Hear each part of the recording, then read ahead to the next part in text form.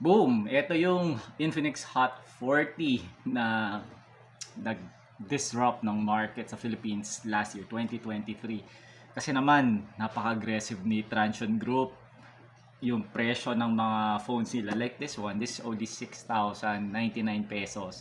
Tapos yung Infinix Hot 40 Pro na may Helio G99 na ni-review din natin, it's only 7,599 pesos for ano ba to?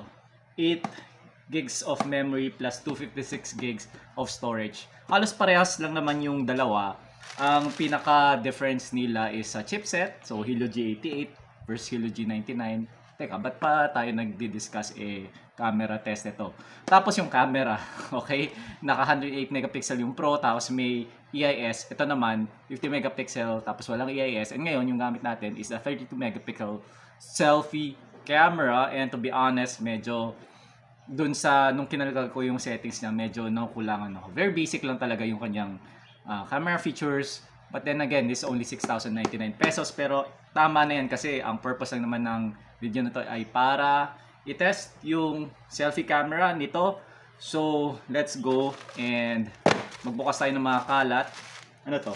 So 1 kalat and 2 kalats, okay? So magbukas tayo ng mga kalat. Kunwari kung meron tayong mga ano dyan, mga channel, pwede nating magagamit ba natin ito for our vlog, at ano maging itsura niya kung halimbawa yun yung gagamitin natin for video calls and so on and so forth. So ito, binili tayong mga anting-anting, mga anik-anik galing Shopee Philippines. The stock really long time bago na deliver. Wala lang, trip lang natin, no? Kasi yung mga tropa natin from Ungeek nabudol tayo sa mga shades, mga ano tawag dito, hindi siya UV protection, kumbaga fashion lang talaga, pang ano lang ng itsura. Yan. Okay, wala rin siyang grado. Hindi ko na lang i-endorse kung saan ko to binili kasi ang tagal nila bago nag-ship, galing China syempre. Basta yon, hanapin nyo na lang sa Shopee, mga mumurahing shades. I bought them for 49 pesos. And it took them a month kasi in order again before pa mag-Chinese New Year. Anong petsa na? March na, diba? Kaya wag na lang. Ano to? Di ko alam kung ano to. Fragile. So dami ng mga basurang in-order natin sa Shopee, di ba? Hindi natin alam kung ano yung mga pinagbibili natin. Mura lang naman kasi, yung masaya sa Shopee. Na-enjoy mo yung shopping experience kasi lalo na ako as a dude, wala akong pasensyang mag-ikot-ikot sa mall. Hindi ko masyado na-enjoy yun. Parang okay, mas gusto kong kung tatambay din tayo sa mall, mas gusto kong mag drinks, mag milk tea or magkape. Pero minsan, although minsan na-enjoy ko rin naman. Minsan, depende rin sa place, tsaka sa kasama. So ano tong binili natin? Tingnan natin.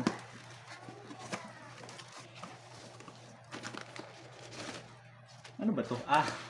Sus. Wala nyo magkano to? 20 pesos na pot. 20 pesos na pot. Check natin Wala lang, trip lang kasi nagtanim ako ng mga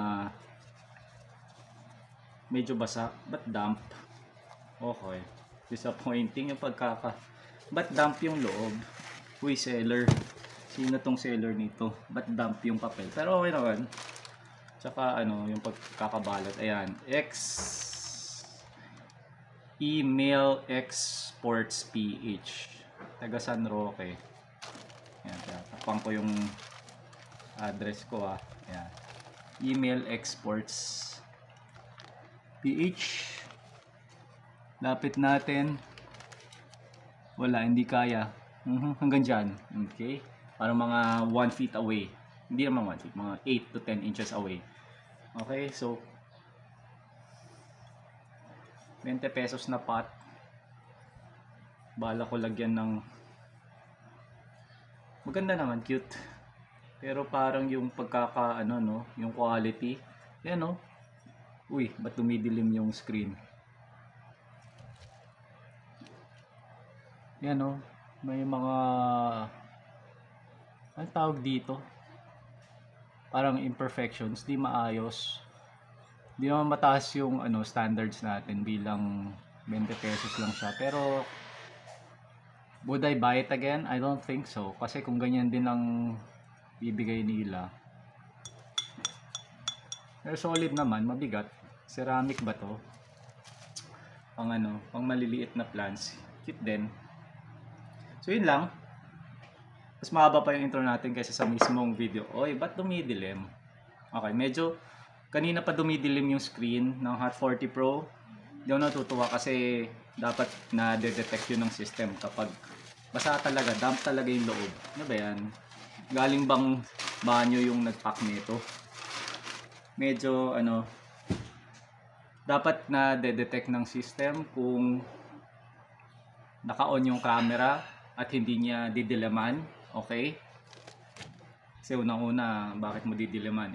Kailangan nakikita mo yung sarili. Oh, ayan, umilim na naman. Yung selfie, parang 1 minute yung kanyang ano, yung kanyang time out. So, sige, abangan nyo na lang yung hands-on ng Hot 40 Pro. Medyo matagal-tagal na ito sa atin. Hindi lang natin nagawa ng content. Sinuna nga naman natin yung Hot 40, the regular edition, Infinix Hot 40 Helio G88. Kasi inuna natin yung Hot 40 Pro, parang mag-uulit lang din tayo ng sasabihin. So medyo pinag-isipan muna natin kung ano yung mga gagawin natin dito. So saktong ano lang, saktong umidilim talaga. Umidilim parang 30 seconds ngayon. 30 seconds, umidilim na yung screen. Punta na kayo sa YouTube, sa Tech Kuya. Ayan. Okay. Magandang pang gaming, obviously, the Free Fire branding. At sa 6,099, hindi ka na siguro talo. Alright? Kita-kits sa comment section. Bye!